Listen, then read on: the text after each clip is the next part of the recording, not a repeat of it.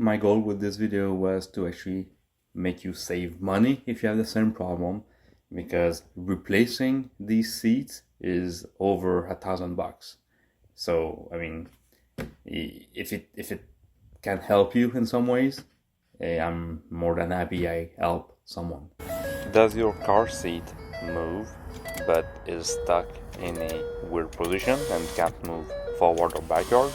Replacing the seat can be over $1,000.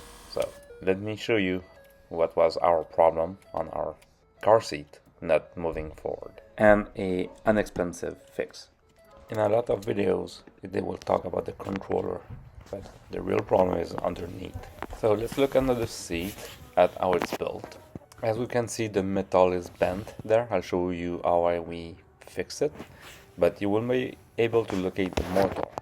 You might need help with someone to actually press the forward or backward. As you can see, if the motor is good, you will see the small rod turning. But in this case, this one is broken. So it's just turning, not doing anything. Another hint that shows the problem is when you press forward, you see the seat turning from left to right. That means you have the same problem, and it's an easy fix. We will go into detail on how we fix it by removing this seat, but if you wait until the end, I'll show you a quicker way of doing it. Hopefully this video helps you fix your problem, and if so, let me know in the comment if it was helpful. To remove the seat, we use a 13mm socket, and we remove the 2 bolts from behind the seats. If you can't access the bolts, maybe you can use the height functionality of your seat to move it higher.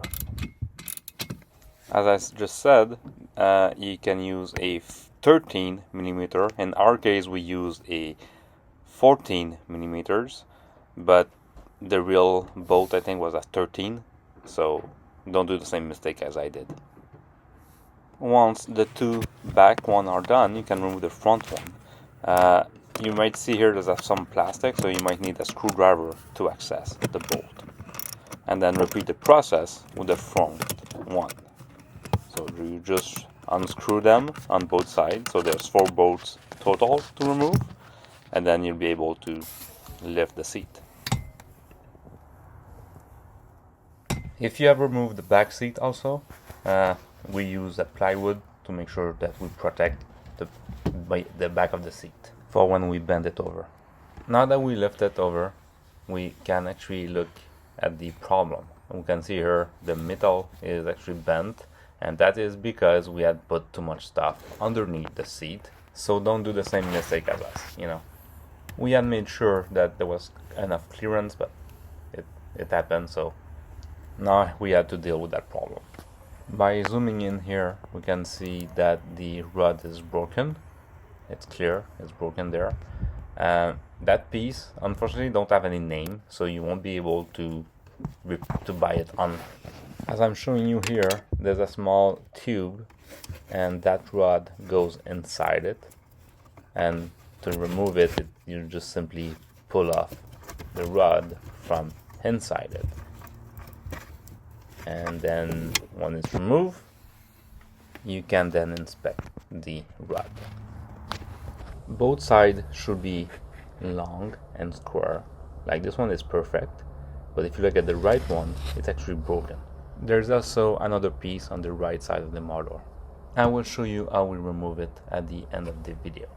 Remember I said we put too much stuff underneath the seat and the metal piece got bent. So I tried to pull it with my hand and didn't work, so let me show you what we did.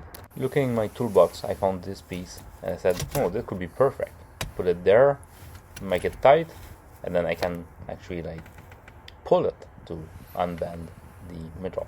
So that's what I did, so let me show you. Once it was secure and tight, I was able to pull it in my hand and unbend the metal piece by just pulling over on both sides. And it's not the best way of doing it, but I mean it worked for me, so if it can be helpful for you, let me know. If you have another idea for someone else, in the comment. Once you have the piece removed, you can definitely move your front seat back and fork using some tool. So I'll show you that in the next part of the video. Using a drill screwdriver, you can attach one end of the rod. You will turn the whole piece. So, and as you turn, you will see the seat move forward or backward.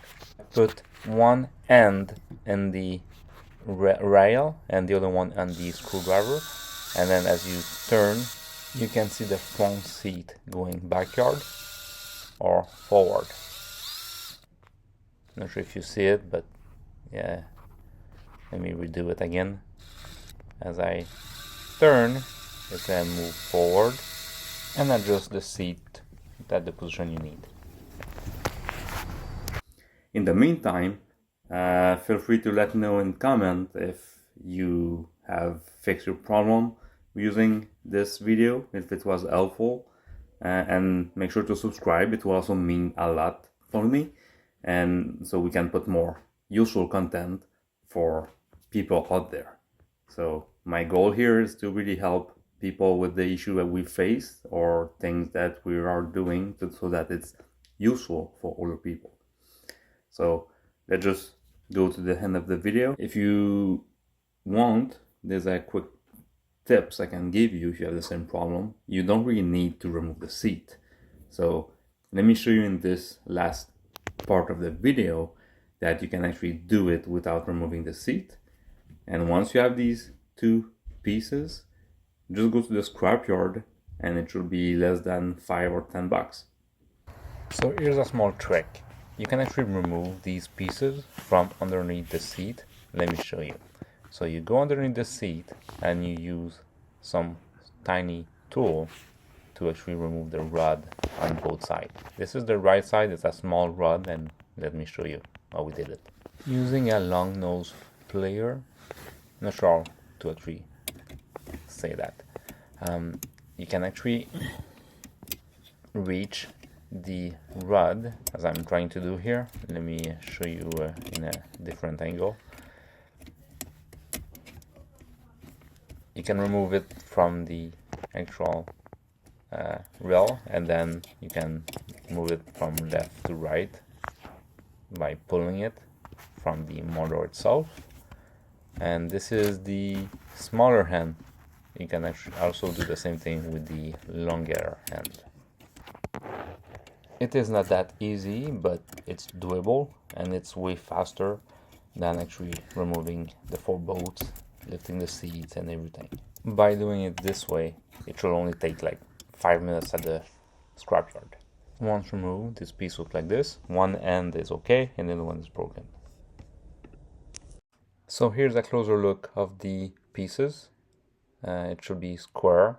It's the other one is broken here, as we can see, and you can actually just go to the scrapyard, replace that from any vehicle that have electric front seats. I think it's standard, but I might be wrong. Let us know. I do believe it's standard. This is the length of it. It's about 1 feet. The smaller piece is a bit like 3 inches. So in the end, don't put too much stuff underneath your seat. Make sure that you have enough clearance if you do. We did make sure of that when we packed everything, but I guess as you're driving and moving, especially when you're doing some car camping like we did, like it just happened. So thank you, and I hope it was helpful, and make sure to share this video to other people if you think they might have the same problem. Take care and see you next time.